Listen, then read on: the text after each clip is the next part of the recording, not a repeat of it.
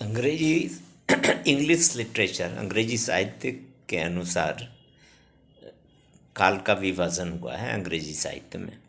उसी प्रकार हिंदी साहित्य में भी काल का विभाजन हुआ है,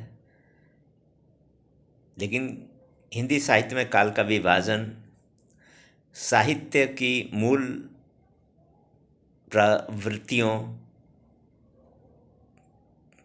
को दृष्टिगत हुआ है। साहित्य की एक प्रवृत्ति, एक दृष्टि को लेकर एक काल का निर्णय किया गया है, किंतु साहित्य की जो प्रवृत्तियां हैं, टेंडेंसीज हैं, जो एक बार चल पड़ती हैं, वे अचानक सूखती नहीं। उनका सोर्स आगे भी चलता रहता है। ऐसा भी देखा गया है कि एक विचारधारा के अंतर्गत कुछ फुटकर स्वतंत्र विचार समूह भी समय समय पर प्रकट हुए हैं। हिंदी साहित्य में भी यह बात दृष्टिगोचर होती है। आदि वीर गाथा काल में हालांकि वीर रस प्रधान रचनाएं हुई हैं, किंतु समय समय पर भक्ति और श्रृंगार के ग्रंथ भी लिखे गए हैं। इसी प्रकार भक्ति और रीति काल में भी समय के गति के अतिरिक्त भी रचनाएं हुई हैं। समय समय पर स्वतंत्र विचारक सर्वदा होते आए हैं और अपनी स्वतंत्र भावनाओं को कविता के रूप में प्रकट किए हैं। हिंदी साहित्य के भक्ति काल में निर्गुण और सगुण की जो धाराएं चल पड़ी, उनमें सगुण को ही आगे चलकर प्रधानता हुई। तुलसी और सूर के साहित्य क्षेत्र में ही सभी तत्कालीन साहित्यकार डुबकी लगाते रहे, किंतु कुछ कवि ऐसे भी हुए हैं जिन्होंने, जैसा कि पूर्व में कहा गया है, अपनी स्वतंत्र प्रवृत्ति को इंट्रोड्यूस करते हुए युग की छाप के विपरीत रचना रची। कविवर सेनापति ऐसे ही कवियों में से एक हैं। आचार्य पंडित रामचंद्र जी शुक्ल ने इनकी गणना भक्ति काल के फुटकरीय कवियों में की है। संभवतः इसलिए कि इनकी रचनाएं किसी विशेष युग की धारा मात्र में बढ़ने वाली न होकर स्वतंत्र की परिचायिका है। भक्ति और रीति काल का मध्ययुग भक्ति भावना एवं काव्य कला का मिला जुला क्षेत्र है, और यही बात सेनापति जी में भी पाई जाती है। कविवर सेनापति जी का काव्य कल्पद्रुम ग्रंथ इन्हें रीति काल की ओर ले जाता है, और कवित्व रत्नाकर भक्ति और रीति दोनों की ओर संकेत करता है। इन दोनों ग्रंथों में उपलब्ध रत्नाकर ही है। इसमें भक्ति संबंधी रचनाएं अधिक हैं। साथ ही इस ग्रंथ में क्षेत्र संन्यास की ओर भी संकेत है। इन्हीं सब बातों से इनकी गणना भक्ति काल के फुटकर कवियों में की गई है। जिस समय काव्य कल्पद्रुम ग्रंथ प्राप्त हो जाएगा, उस समय इनके विषय में समस्या खड़ी होगी कि इन्हें हिंदी साहित्य के किस काल में माना जाए। इतना ही नहीं, हिंदी साहित्य के रीति काल के प्रारंभ के समय में भी कुछ सोचना पड़ेगा, और हिंदी साहित्य के आचार्यों पर पुनः एक विवेचनात्मक दृष्टि डालनी होगी। भारतीय साहित्यकारों ने सर्वदा अपने बाह्य स्वरूप को छिपाया है। उनका तनिक भी संकेत अपनी कृतियों में नहीं किया है।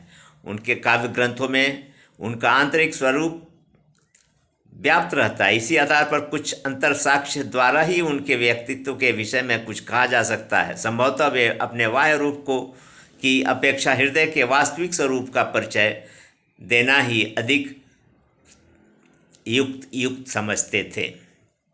अतः अपने काव्य ग्रंथों में अपना पर्सनल इंट्रोडक्शन न देकर केवल हृदय ही को स्पष्ट किया है। आज हम सूर और तुलसी को जितना चाहते हैं वह केवल उनके साहित्य के आधार ही पर, किंतु कविवर सेनापति जी ने अपने वैयक्तिक स्वरूप का भी सूक्ष्म परिचय दिया है। अपने कविता रत्नाकर में उन्होंने अपने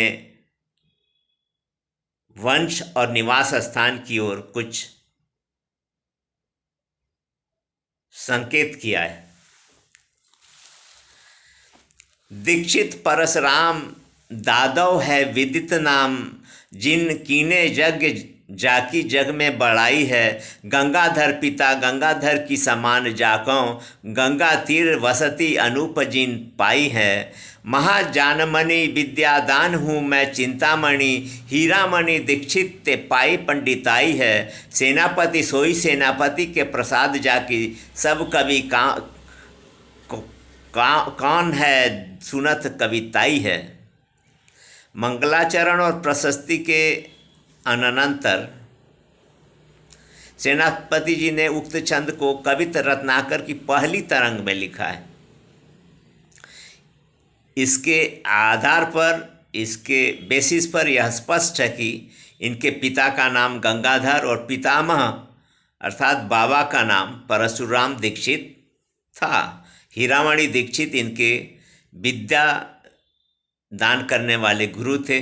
दीक्षित पद से यह भी पता ज्ञात होता है कि ये कानिकुब्ज ब्राह्मण थे। गंगा जी के तट पर स्थित अनूप शहर के रहने वाले थे। गंगा तीर बसती अनूप जिन पाई हैं के आधार पर ही उन्हें अनूप शहर का रहने वाला कहा जाता है। इस पद से इतना तो स्पष्ट है कि ये अनूप शहर में रहते थे, किंतु इससे यह नहीं ज्ञात होता है या सिद्ध होता है कि इनका जन्म भी वहीं हुआ था। उपर्युक्त छंद में जिन कीने जग पद ध्यान देने योग्य है। इस पद से इतना तो स्पष्ट ही है कि सेनापति के पितामह यज्ञादि अनुष्ठान करने वाले धार्मिक व्यक्ति थे। इस धार्मिक वंश परंपरा का प्रभाव सेनापति पर भी पड़ा। ऐसे धार्मिक व्यक्ति का गंगा तट पर ही रहना कोई आश्चर्य की बात नहीं है।